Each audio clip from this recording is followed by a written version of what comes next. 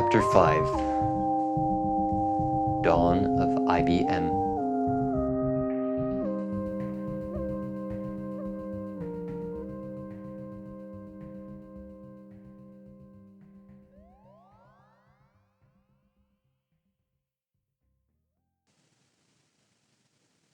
During the 1984 Super Bowl, Apple ran a meanwhile iconic ad for their new personal computer.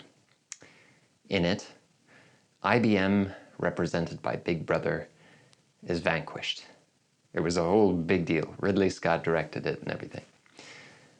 The development of computers throughout most of the 20th century was driven, to a large part, by IBM, a company that lost and won a number of antitrust cases over the years, and without which the history of computers can't be understood, due to the monopoly that it held in the computer and information technology industry for a long time.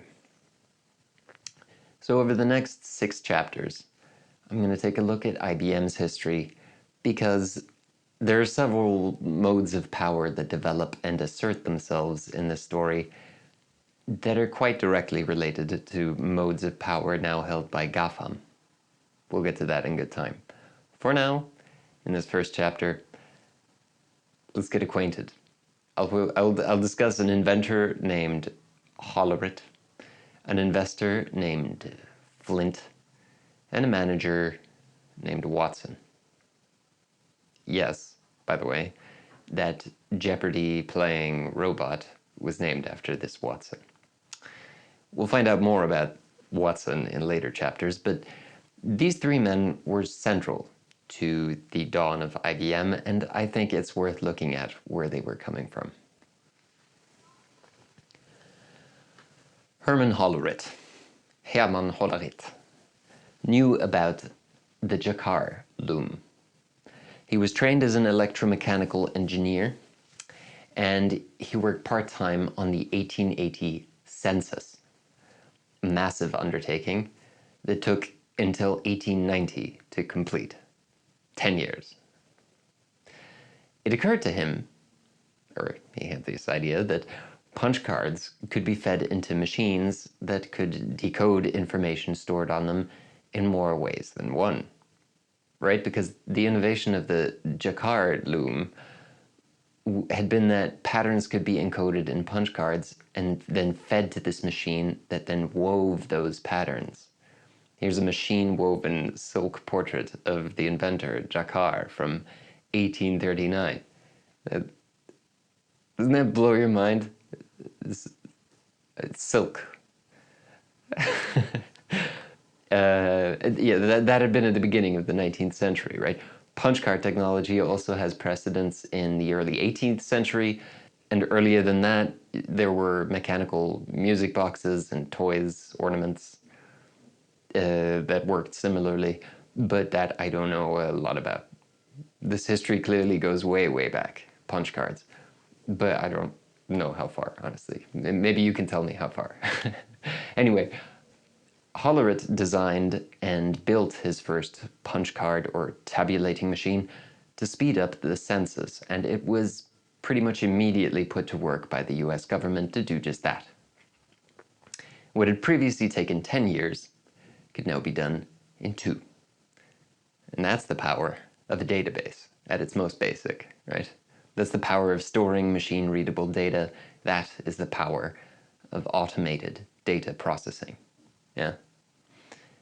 And it worked like this. You have these cards, you have paper cards, and you have holes punched in them along columns and rows, and they signified whatever data, age, gender, occupation, and so on. And the machine could then sort or filter the cards based on that data. And the data was read using electricity. That is, if there was a hole, there would be contact made by electrified conductive material, right? And so the cards had to be made in a certain way. It had to have a certain thickness. It had to have a certain chemical composition that would make it especially non-conductive. Hollerith designed the cards to have the shape of a $1 bill in anticipation of an important concept. Herman Hollerith was born in Buffalo, New York. His parents were German immigrants, and out of a love for what he considered to be his people, he eventually set up a German subsidiary, the Deutsche Hollerith Maschinengesellschaft, or DHOMAG, which would at first be run by the German Willi Heidinger, an acquaintance of Herman's that we'll be hearing from in later chapters. In many respects, the enterprise that he established with his machines was enormously successful, right? He broke into many essential industries, quickly becoming vital to operations. He orchestrated censuses in many countries, and so on. But he was fundamentally not a particularly savvy businessman, okay? And the scale of his company eventually grew too large for him to handle competently. By the beginning of the 20th century, his shareholders wanted him replaced. Some really spooky people had found out what a gold mine he had discovered there and really, really wanted it mined properly. For the full value of this venture to be exploited, it would take a real businessman, someone ruthless. Enter Flint. This guy. Charlie Flint had accumulated his fortunes in a, for his era, rather modern way, although the business innovation was not his own. Like Alfred Krupp and Basil Zaharoff before him, he found that it was extremely lucrative to sell weapons to any two countries that hated or feared each other or were in active military conflict. Like Krupp and Zaharoff, Flint made the world immeasurably worse in pursuit of power and personal comfort.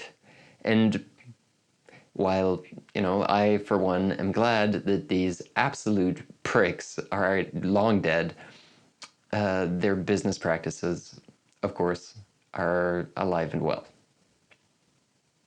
That's not the end of it, though. As though his profiteering from human misery through arms dealing wasn't enough, Charlie is also referred to as the father of trusts, which, if you don't know what it means, maybe sounds kind of nice. It's not very nice. He earned this title by consolidating various industries to leverage their power over consumers for maximum profit. Trust, in this context, refers to the trust between heads of giant corporations, whereby antitrust refers to the legislation designed to make this kind of blatantly anti-democratic practice a felony, as originally authored by Senator John Sherman in the 1890 Sherman Act. By 1912, once Hollerith had finally given up on running his company, Flint was the man who bought it, along with a number of other companies that manufactured machines of various sorts, including the first time clocks. Those machines that had workers punching in and out, automatically recording their labor hours. Flint named the new company CRT, the Computing, Recording, Tabulating Company. As its manager, Flint was going to need someone who shared his sense for business. Enter Watson. Thomas Watson pretty much lived the prototypical American dream. Coming from humble rural beginnings, he started his career as a charismatic door-to-door salesman, hawking, among other things, pianos, organs, sewing machines, shares of a real estate company, and after going bankrupt, trying and failing to run a butchery, he finally caught his lucky break. NCR, National Cash Register, the company who had provided his failed butcher's shop with a cash register, gave him a job selling cash registers. By the time he joined them in 1896, they pretty much already had a monopoly in their industry. Watson, over time, would help them tighten that grip. It was there, under the wing of the company's manager John Patterson, that he was molded into a truly cunning businessman, salesman. He became one of their best. Some tactics he learned there ranged from quaint approaches, such as setting up a second-hand cash register business under a fake name across the street from their competitors and underselling them until they went bankrupt and could be bought up, to more hands-on approaches, such as physically tampering with the machines of the competitors. All of this worked just great until 1912. In 1912, Watson and several other managers and executives at NCR were found guilty of violating this previously mentioned Sherman Act for their anti-competitive behavior, and were all given a 1-year prison sentence. Watson stood out from his colleagues for being completely unrepentant. Ultimately, none of them ever served their time, as the case was eventually dismissed on a technicality, but for several years there, Watson might have wound up in prison at any moment, a fact that would have made it difficult for him to find a new job. Would have, had Flint, the father of trusts, not been looking for someone just like Watson to occupy the free spot at his nurturing breast. And thus, Watson became the manager of the computing, recording, tabulating company. And then when his prison sentence was dismissed, he became the president of the company, which he would remain until his retirement in 1956. Under his leadership, the company's revenue exploded. And in 1924, he renamed the company to something a little catchier.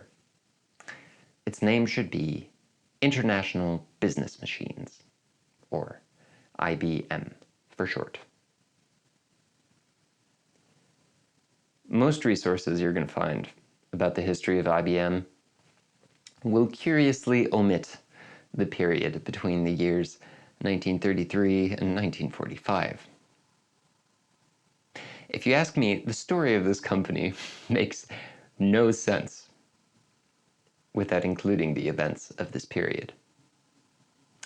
And I reckon most of you would be surprised to learn, for example, that in 1937, Thomas Watson was awarded a medal by Adolf Hitler. Welcome to part 2. IBM and the Holocaust. See you next week.